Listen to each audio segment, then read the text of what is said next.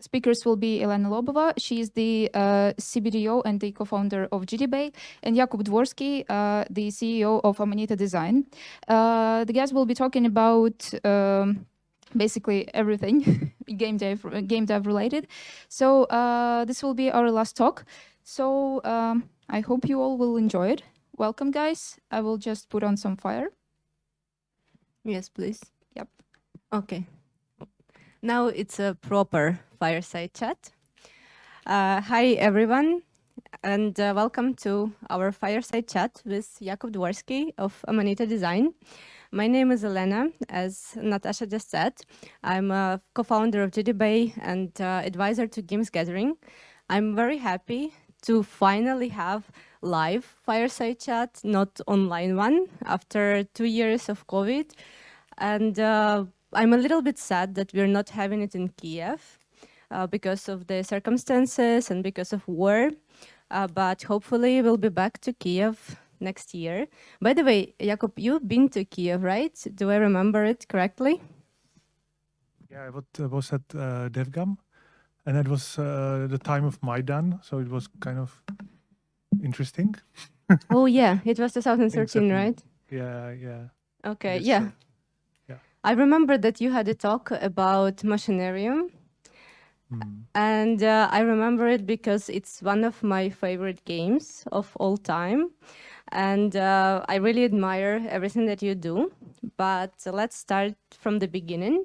Let's talk a little bit about how everything started for you, about your childhood. Did you always want to be a game developer? No. I think I wanted to be a garbage truck driver and also firefighter and things like that. And I really never thought about being a game developer. And do you remember when was the first time when you had this thought? I wasn't thinking about it. I just started to be one all of a sudden. So as a hobbyist first, and then later professionally. But I can't say it was my dream or something. It just happened. Okay, but you started in the Academy of Arts, Design and Architecture in Prague. And one of your teachers there was Jiří Barta, if I'm not mistaken. He is a famous Czech stop-motion animation film director. Would you say that his works and his teaching influenced your works later on? Well, yeah, I went to study classical animation and filmmaking, and because I really wanted to make something. Like, I wasn't sure what kind of art, but I was into films and into animation and into games as well. And I made some games even before academy on grammar school.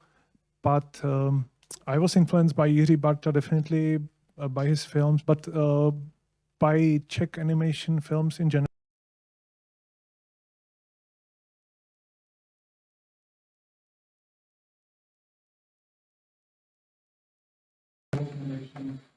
Stein, Karel Zeman, Jiří Trnka, Jan Švankmajer, and these people really influenced me, and not only me, but also most of my colleagues. So that's why we are.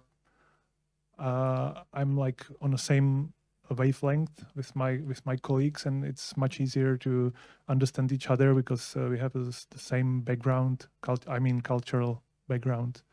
We all grew up on those films, and we have it like very deep under our skin. Yeah, okay, so you just mentioned that you was working on games even before the academy. Do you remember what was the first game you worked on? It was, I think I started working at games in the year 1995 or something. It's really very long time ago. And I was an animator on a project called Dračí historie, Dragon's History. It was classical point-and-click adventure game.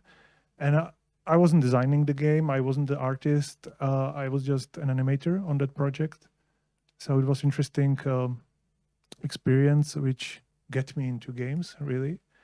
And very soon I realized that I might be starting my own project, and I did it almost immediately and started working on my own game, which was called Asmodeus, and it was adventure game / dungeon crawler, something like that. Which year was this?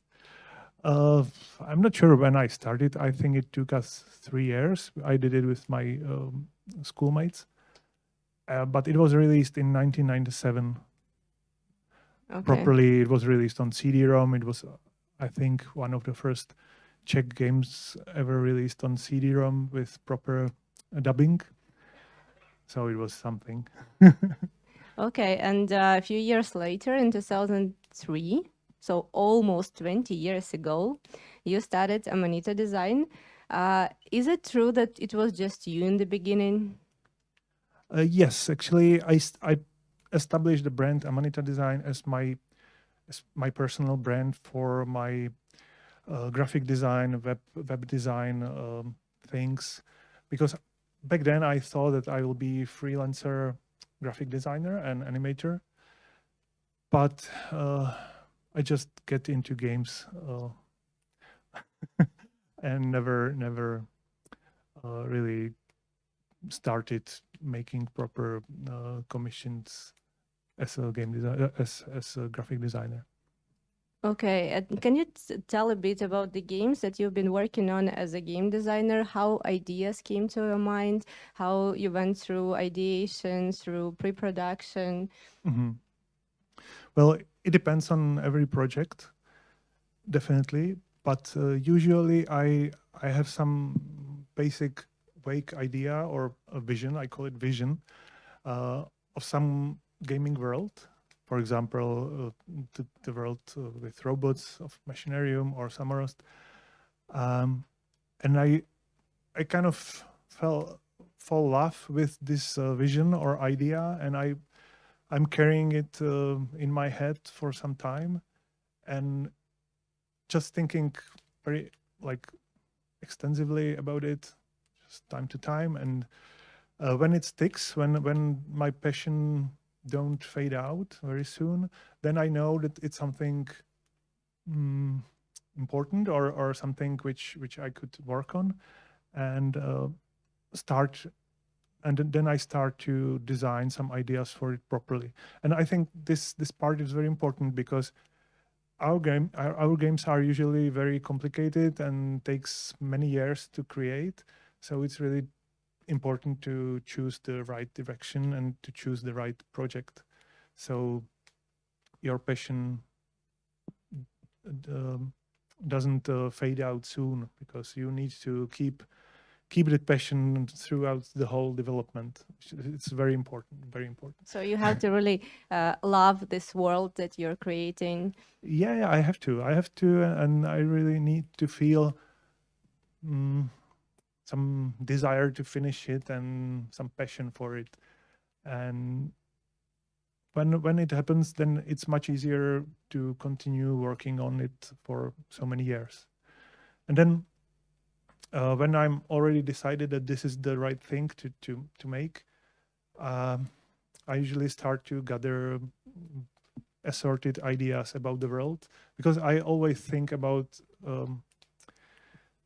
my games as about worlds. I'm always creating a world. So I'm designing locations, characters, and also at the same time some basic plot and storyline. And I'm gathering some ideas for puzzles and quests.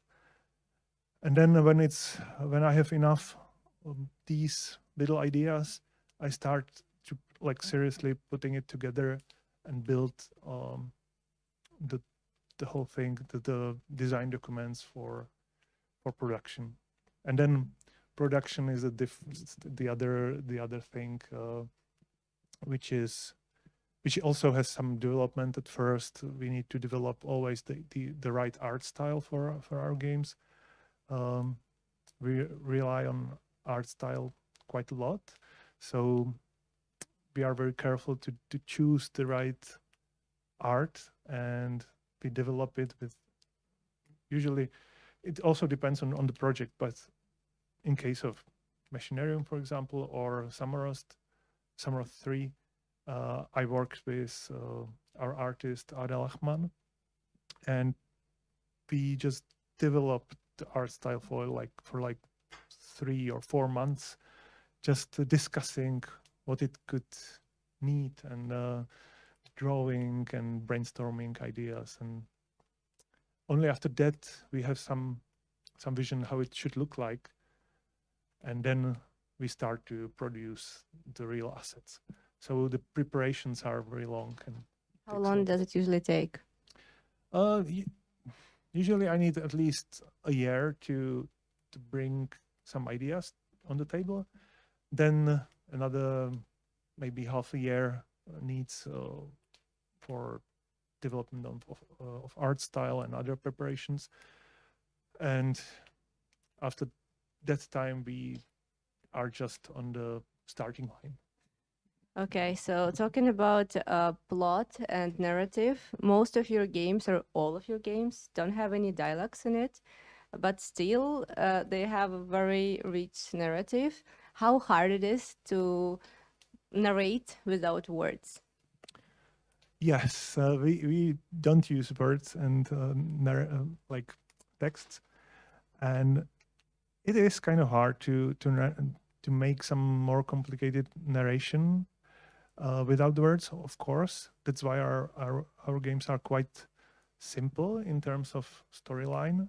There's nothing really complicated, but we like it that way because we are basically making fairy tales, and fairy tales, in my opinion, are better when they are a little abstract and little like vague in terms of that you need to use your own fantasy to finish everything and to just give it the meaning it should have. Like you need to use your fantasy. That's the main thing. And when you use text, it's all very concrete and all very set. And we like the vagueness of narration without words. And we are inspired for this by Czech animation movies, which were quite often without words. And obviously it's hard to make it that way. You just can't explain something in a few sentences. You need to think how to really make all those animations needed, but also animations are expensive. Like it needs a lot of work, so it is hard. But it has also very many advantages. Like it's more accessible for kids, for example. You don't need to localize the games and so on. So it has advantages and disadvantages, of course. And one of the tools that you're using for telling a story in your games is sound. Sounds are very important in your games, and as far as I know, in the beginning at least, you did all sound effects in-house. Is it still the case? Yeah, sure. We do. And as you said, sounds are also super important. All audio side of things, like music, it's similarly important as the art, visual art. And that's why we work with pretty great musicians, independent musicians, which we chosen because of their like inner world is somehow similar or like fit to our gaming world. So that's why we have chosen Floex and Joe Etchison, aka Hidden Orchestra, for Creaks, and the band Dva for games of Jaromír Plachy. These people are like authors, and they have really strong artistic vision on their own, and so it's for us, it's another layer of quality and also meaning sometimes, because you can have you can use the music to alter the meaning of the scene or part of certain part of the game. For example, you can have a scene where you can see some desolate country and it's very grim and depressing, but you can put there a music which has some cheerful tones in it and maybe a little bit humor, and with that you will change the overall meaning of the whole scene, and it can create something a little different and a little more profound than what can picture itself make. Yeah, that's for sure. And as far as I know, you work on several games at the same time now. How many people are working at Amanita Design now? You started with one, and now it's how many? Yeah, I started alone, but then I realized that I need to, for example, I had 2 reasons why to invite some first friends to work with me, because it's a lot of work, so you need help. You need people who are better than you at certain areas. And also, I was very lonely working at home all the time, alone. So I wanted to meet some people. I had to go to a bar, which is quite unhealthy way of living, just to be by the computer or in a bar. So I started working with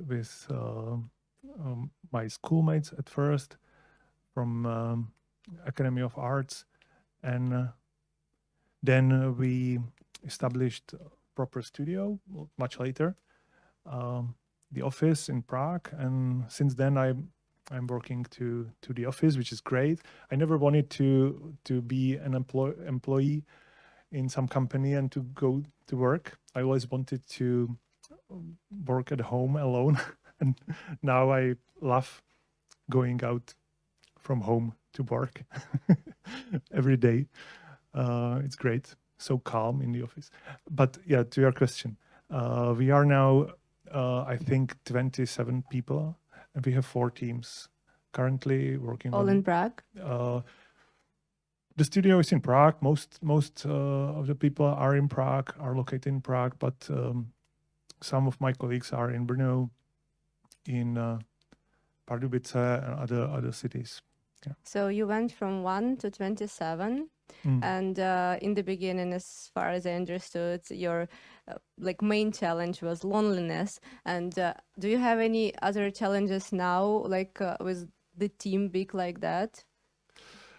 Well, the biggest challenge is to find the right people, of course, because we want to work not only with very talented people, but with people who are naturally responsible, keen on the work. They need to love what they are doing, of course, and they need to fit to our nature, to all of us. Like, we are still a bunch of friends. That's how we operate.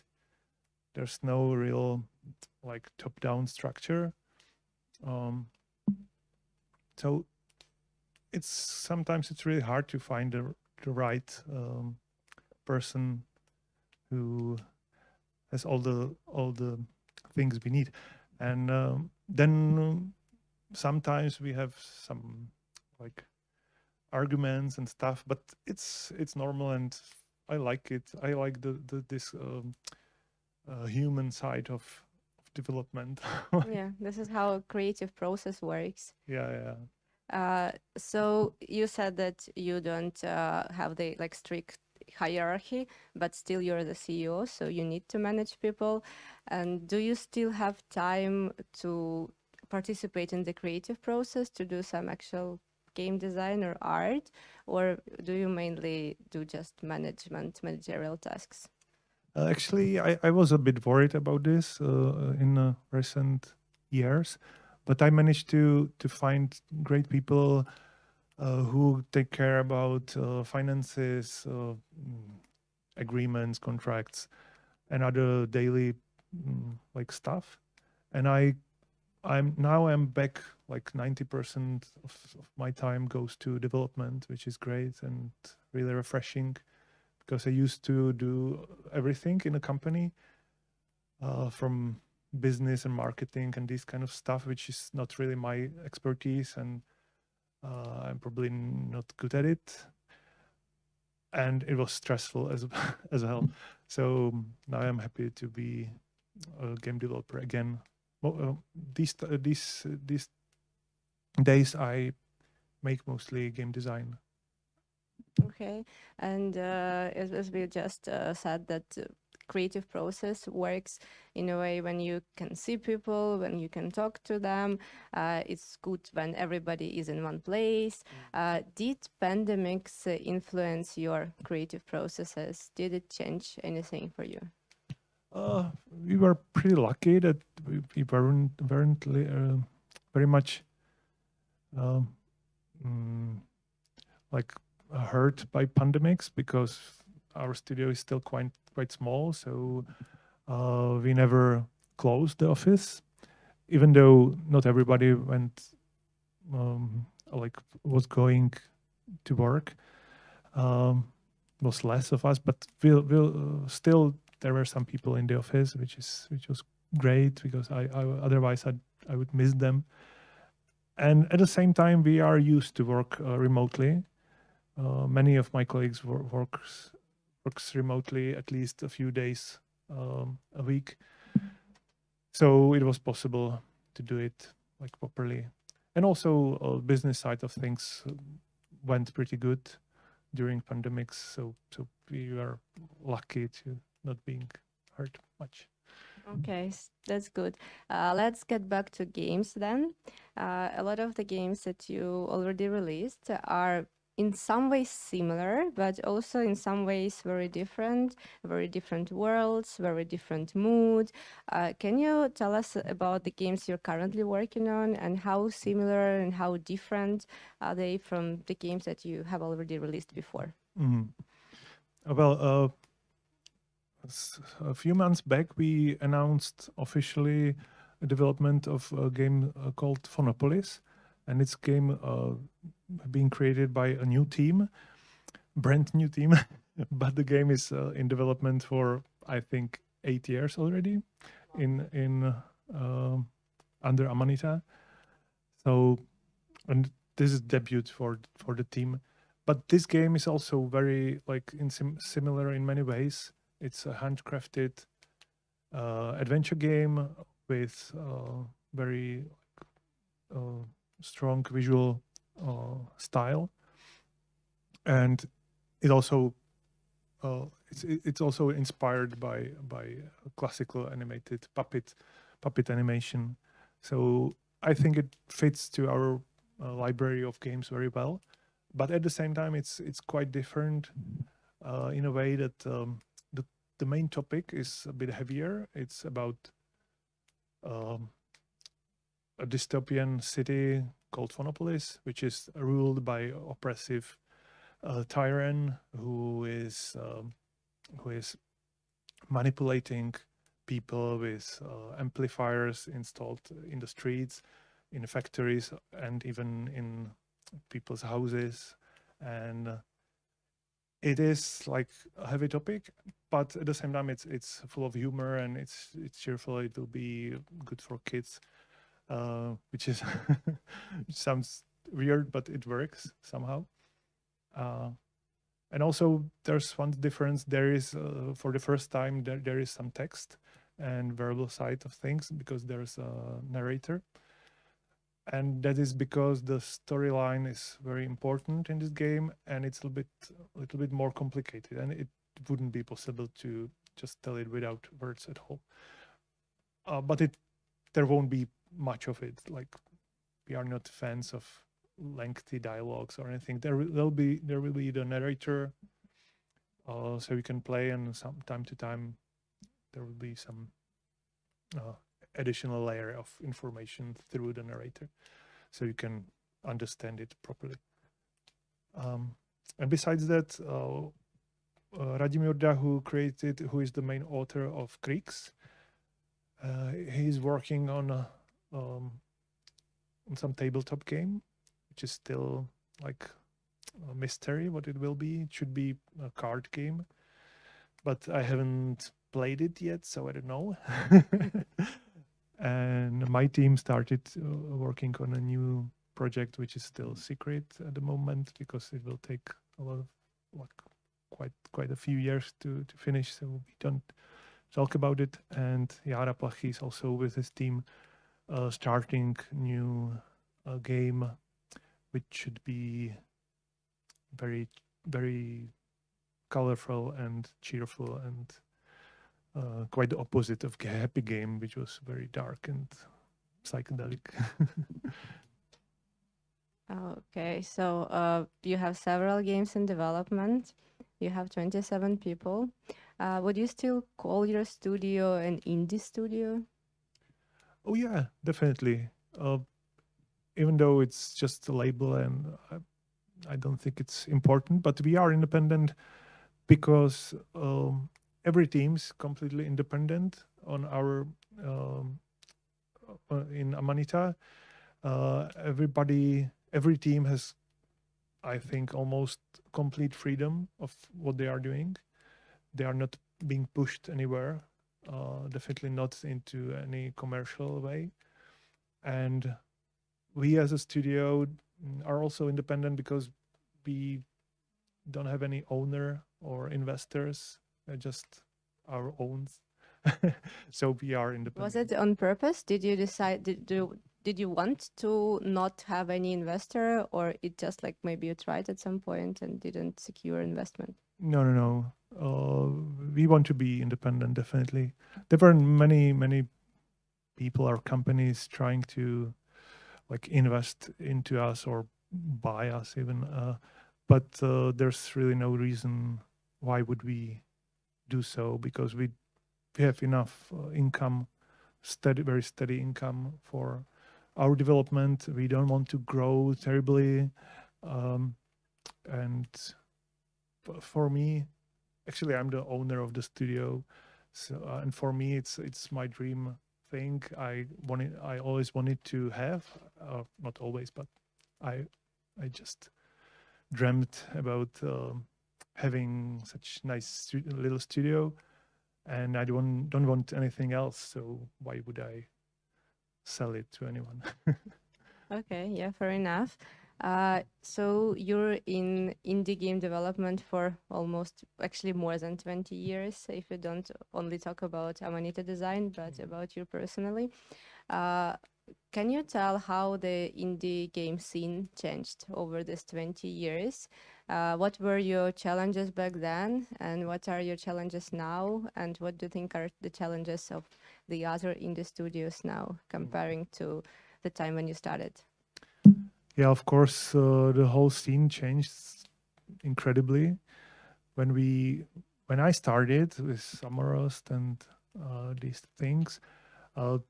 There weren't any indie scene at all. Actually, there were, of course, some indie games like some amateur projects, but I think that the indie scene really started to nourish and to be visible in, let's say, 2008 with Braid and World of Goo, and in 2009 Machinarium was released.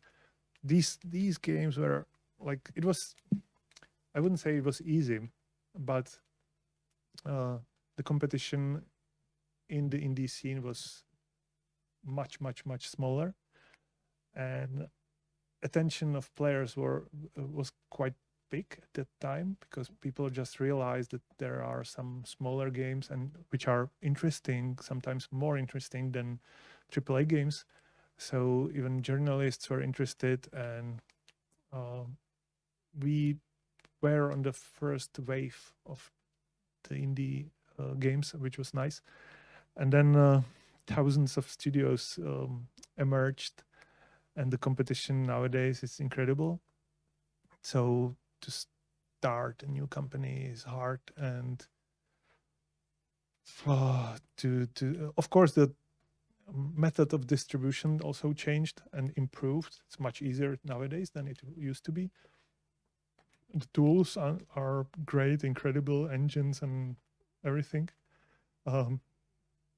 It was never easier to create something, but the competition makes it the hardest because you need to really be like excel in some direction. I think every indie studio should choose some vision or some direction and try to be the best in their little niche or little field, because making something good but average or like not the best is not enough. It's just hard. I don't envy any newcomers. Yeah. Okay. So can you say that marketing is now more important than ever because of this competition, and maybe it makes harder for indie developers to start without a publisher? Or No, actually, I don't believe in marketing that much. We tried a lot of things throughout the time, but I just don't believe it has a huge impact. It might have at some games, in some genres, which I don't understand. But in the field where we are working, or where we are, I think the most important thing is the game itself. It needs to be something people want to talk about, and something people can get passionate about. And it can't be saved by marketing. And if it's enough, if it's something super original or super, I don't know, good looking, super fun, super, I don't know, something, then it will work alone by word of mouth. Of course, it's not that easy. You need to help it somehow, but I believe in the creative side of things more than any other tools like marketing. You can't save it. okay, and do you play any other indie games? Is there something that you noticed in this like recent years that grabbed your attention? Yeah, of course. I'm at the same position and as almost every professional game developer who is working all the time on games, but sitting by the computer. And I have a family, so I don't have really much time to play games, honestly. But I try to stay I want to stay in the game of being a gamer. So time to time I pick something which looks super cool and I try to enjoy it properly. And I try not to play it as a professional. It means I don't try to analyze it and everything, which is hard. But I try to enjoy it like a normal gamer. And if the game is good enough, then it works. And sometimes it happens. But as I'm getting older, I'm very picky. And it needs to be something really special to grab my attention. If you want example, I played sorry. The card game, the weird card game. Was it on Steam? Yes, with weird card game. it came Anybody? takes place in a log house. It's very dark. Inscription. Thank you. My memory is really terrible at the time. That was a great game, which surprised me, and it grabbed my attention from the first sight. I saw some short video, and I didn't know what it is. I was completely lost. And I said to myself, yeah, it sounds interesting somehow, like intuitively. And when I played it, it was really great. And I was surprised by that. So I'm trying to look for some really original stuff which can surprise me. I'm not fan of classical genres, which I've played many times. Like I used to be a huge fan of RPG games, but nowadays it's boring for me because I've seen when I start playing, it looks good, and after an hour of playing, I just start seeing the system underneath the game, the numbers and everything, and the magic is gone, and I get bored. So I'm looking for interesting stuff which brings new ideas on the table. Okay.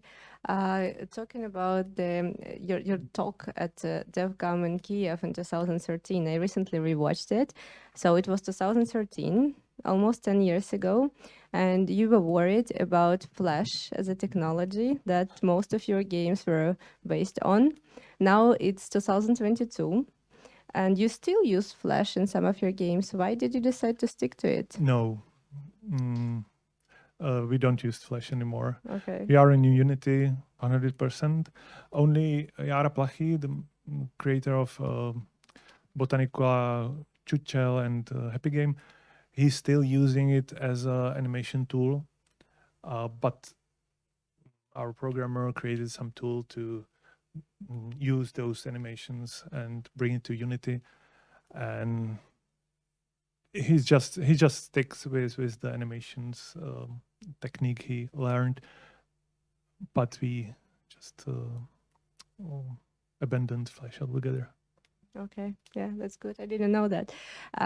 So we already talked about the challenges of independent game developers now.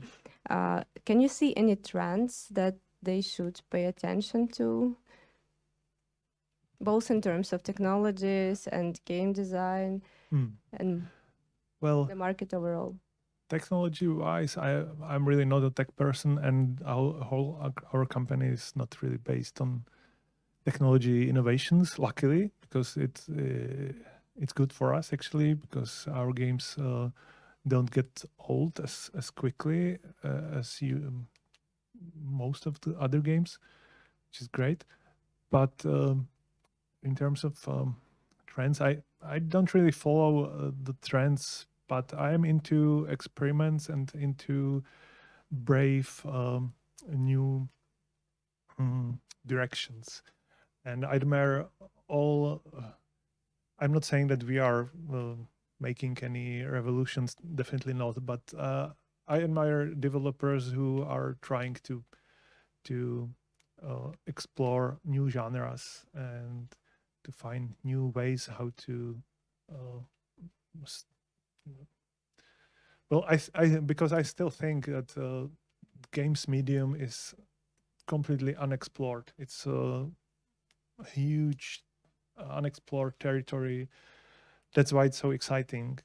And for some reason, most of the studios, most of the developers just repeat all their games and all their ideas over and over again. So it's risky to try to find new ways how to use this medium, but it's worth it, and I think more people should do that. And I admire people like Lucas Pope, for example, who just don't care about genres and create weird stuff, and usually it works because he's super talented. And this is most important part of game dev for me. Can you give any advice to developers that are looking for inspiration for their games, for new ideas? This is a hard one. Well, my advice would be make games if it's really your passion and if you love it.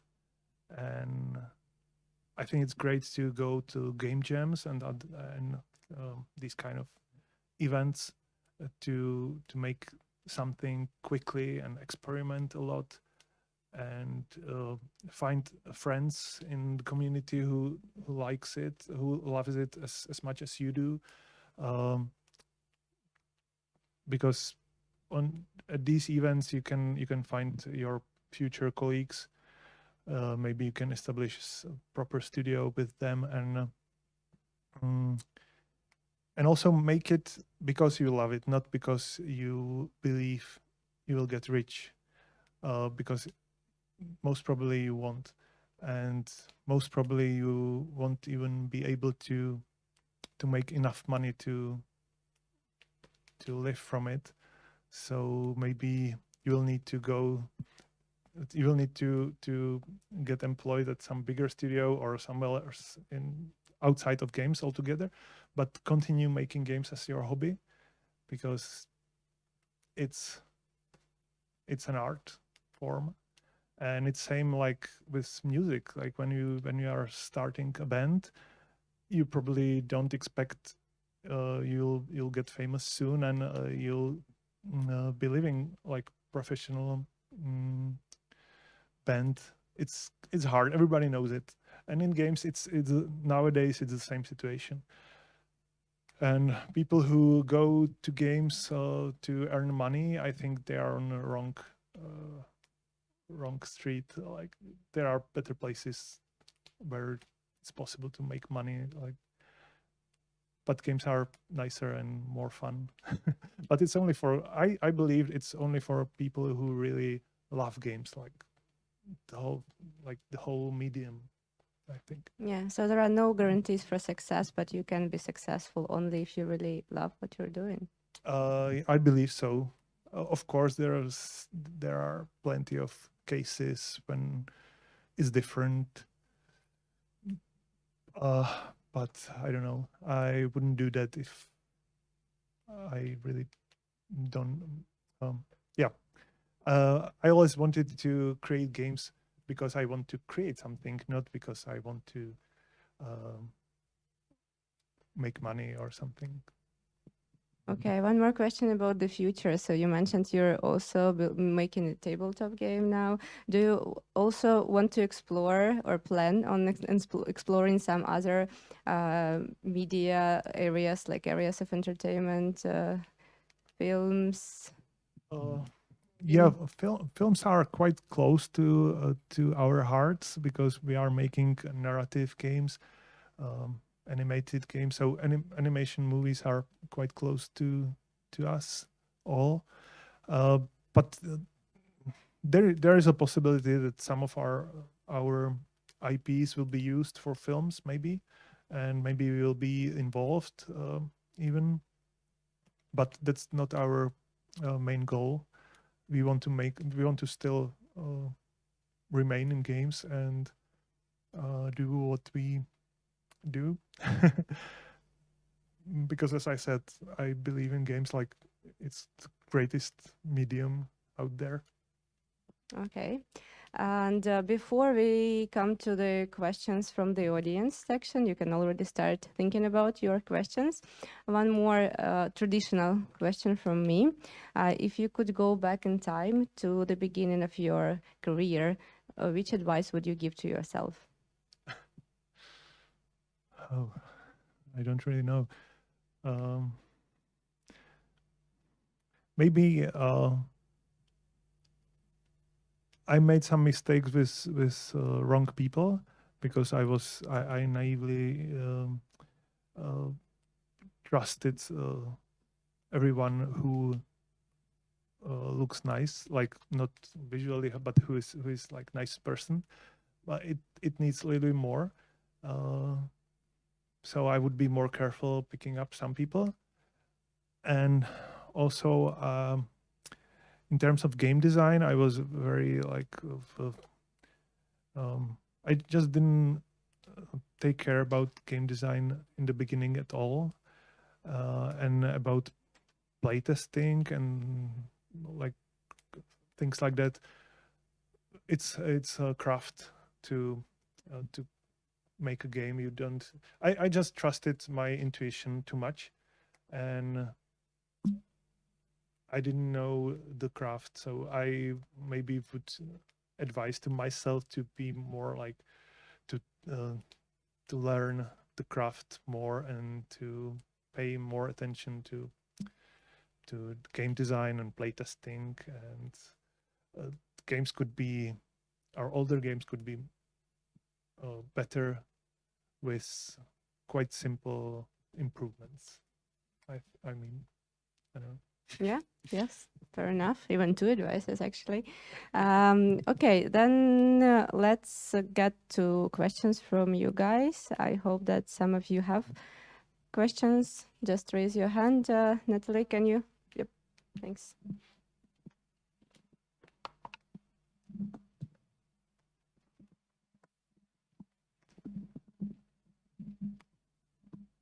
Yeah, hello. So recently I attended a lecture with Radim Jurda, one of the creators of Creaks, and he mentioned you a lot.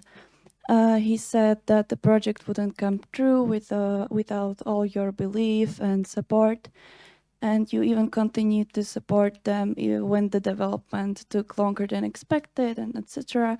So my question is, what made you believe that this idea or these people were putting worth putting the time into? And is it more about the people? Is it more about the idea itself, or just how does that go? So.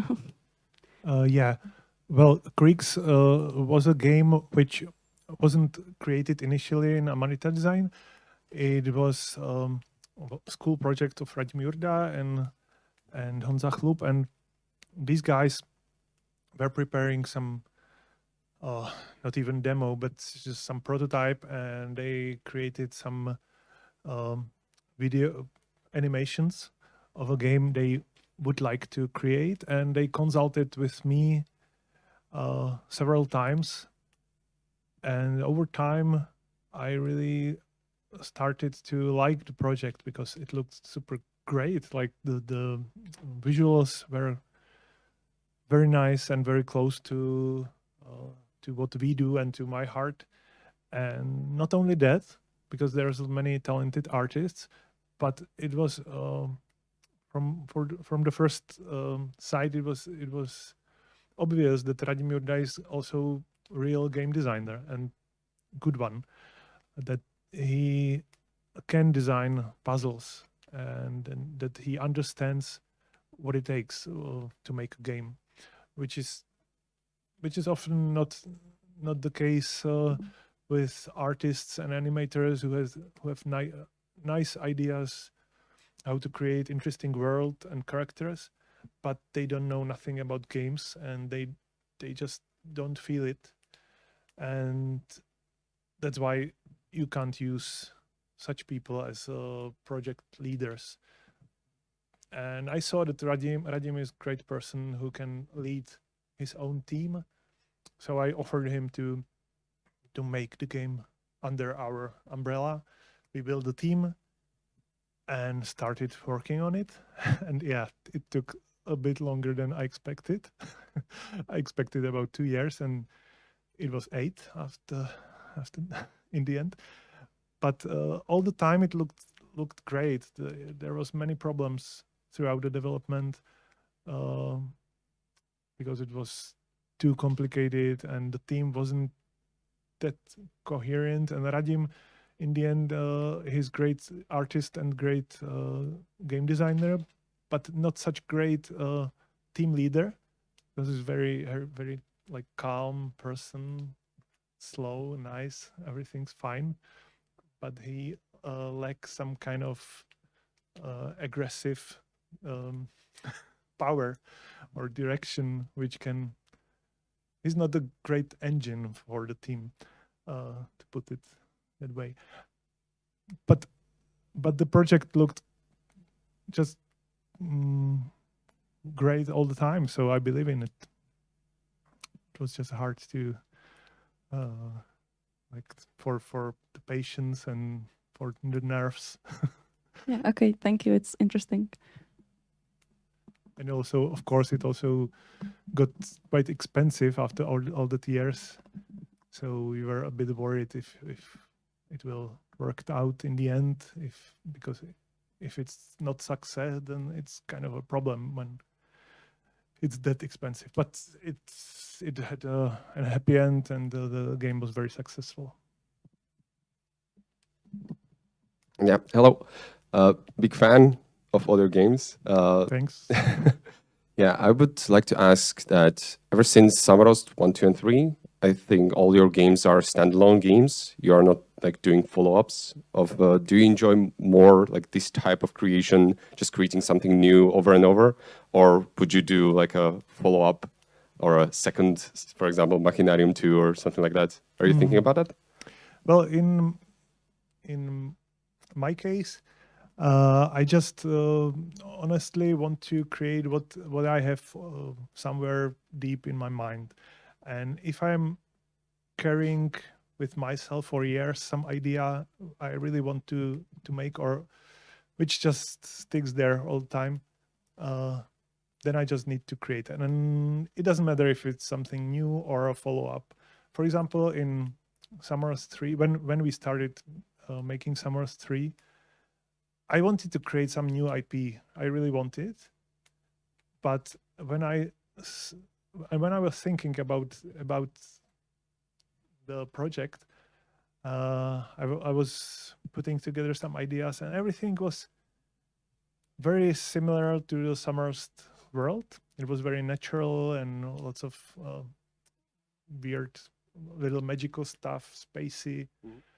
And in the end, I just realized that I'm making another Samorost. It was inevitable. So I was honest with myself and say, okay, let's make another Samorost because it's there. And next time, when my last game is Pilgrims, which I designed, it was an idea I was in my head somewhere hidden back there. For a long time, I want to create some fairy tale, simple things, which won't be full of super little details. I want it to be playful, and I had some vague but pretty strong vision of what it should be. So we created Pilgrims, and now I have something else on my mind, and I won't tell. Yeah, perfect. If I may, a second question, it's like, and I'm sure that you get asked this like all the time, but what was the overall mood in the Amanita Design when the whole like Chuchel controversy happened? Well, it was a surprise for like we are very calm studio, nothing really dramatic is happening, and all of a sudden there was a huge shitstorm, and I was surprised at first. I was angry. I don't really want to get back to it to explain what it was about. It's a complicated story, but we explain it to people why we decided so, and we explained it well, I think. But I was surprised that most of our fans, I don't know, I don't even know if these people were our fans. Probably even not. Yeah. The people just didn't understand it, and they made their own explanation what happened, and it was just shitstorm. But we solved it from our perspective, and that was it. It was solved, and we were fine, and people are still hating us after that, even nowadays. But it's okay. We don't care. These people are either stupid or ignorant, and we just don't care about these people. It's their problem, not ours. We explained it well. We solved it, and so we are happy about it. And from the hindsight, it was interesting experience. It was adventurous. It was exciting. I like adrenaline, and I like adventures. And also it brought us a lot of attention. So That's true. Maybe it was even like a good thing. I don't know. But all of a sudden we started to be from completely neutral studio, we started to be controversial one.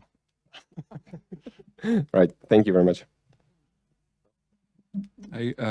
How do you publish your games? Like, is it like you do it by your own, or you have a publisher, or you negotiate some contracts or something like that? Yeah, well, I started with Samorost 2. It was sorry to going back to Samorost 2, but at the time there was no indie publishers, no Steam, no App Store, nothing like that. So I was looking for ways how to distribute the game, and I started to sell it on my own website, and I learned how to distribute and publish and do marketing stuff like naturally. And later on, we started to use all the classical channels which are working nowadays, and we stayed self-publishing our games because we learned it through the time. And so yeah, we are self-publishing. We do also the marketing ourselves, and we worked with some publishers for physical editions. We still do that, but it's very like on the sideline. And what else? Yeah, we sometimes dealing with big companies like Apple, for example, for deals. We have three games on Apple Arcade, which is a great channel for us, and we are trying to stay in contact with all bigger players, but we don't work with classical publishers. Maybe someone else question? Okay. We're doing. I had one more, but We're doing all the row here. Yeah, big fan as well. My question would be more on the game design side. Like there's a lot of narrative and adventure usually, but to me it's more the puzzle thing. I hate puzzle games, but I don't know. It does this thing. Like, I mean, for example, I think Machinarium, for example, is I couldn't stop playing. I felt stupid, but it had still this thing, you know, just dragging me on. I couldn't fucking stop playing, right? I was wondering, how do you approach the creation of a puzzle? Say, for example, the very beginning of Machinarium, you know, when it wakes up in the trash, and like, how do you approach this sort of narrative orientation that you have on this sort of like unique take that you have on the puzzle thing? How do you approach that? I don't even know. Well, I start to, sometimes I have some idea for a puzzle, so I write it down, draw the idea, and then look for a place to use it. So I tweak the puzzle to fit to the use I need. And of course, tweak the location or place for the use of the puzzle. But sometimes I have a location or some problem, and look for example, there's a locked door and you need to open it. So how you would do that? Of course, you can find a key in a chest, or it could be somehow a little bit more complex or more fun or interesting.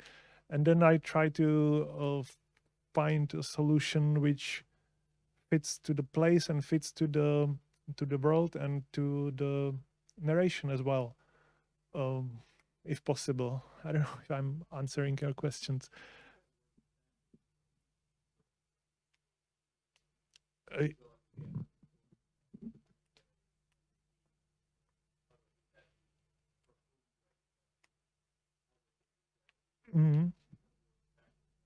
Yes. My designing process is very chaotic, and I goes from A to B, from B to A, from the middle to both sides, and it's a huge mess. And when I'm thinking,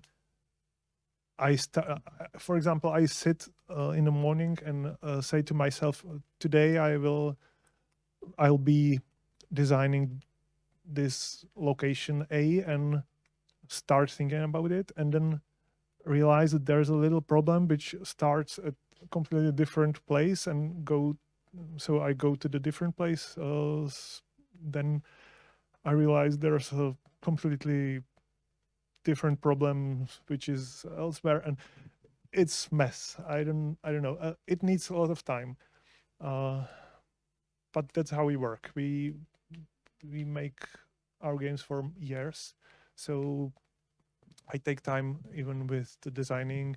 We are at the same time producing all the assets, art and animations, and at the same time I'm still designing the locations which are not ready for production yet. So, and I'm still changing the story, even the story a little bit, but the whole game design, it's in development throughout almost the whole even production period. So it's mess. I can't really say how it's done. Any more questions, guys?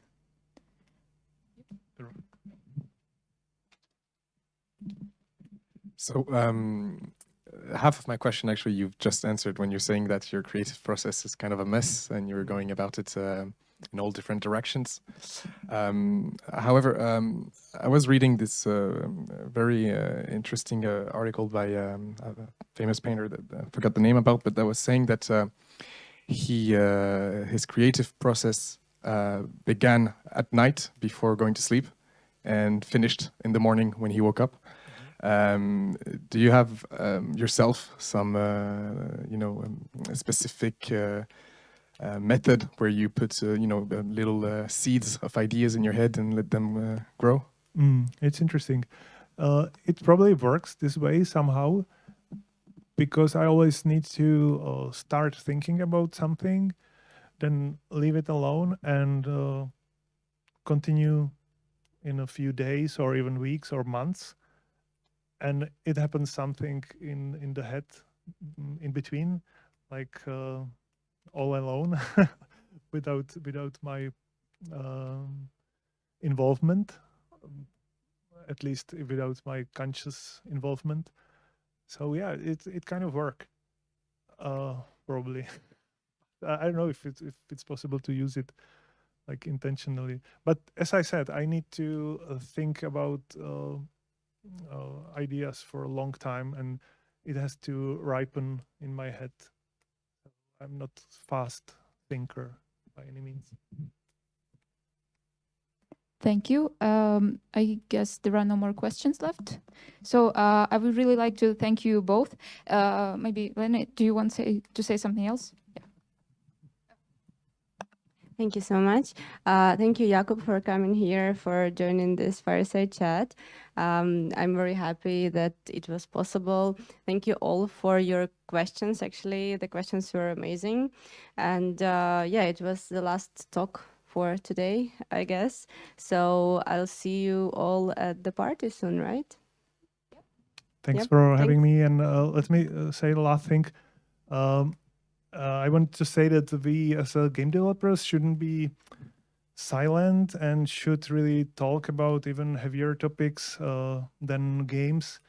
We should support Ukraine, and we should talk to our fans even in Russia, and the studios who are successful should be involved even more than with words. And that's it. It's very awkward I can't say these things properly, but I hope you understand me, and I think it's more important than what we do as game developers. Thank you. Thank you. Yeah, and thank you. I know you support Ukraine a lot. Thank you for your support.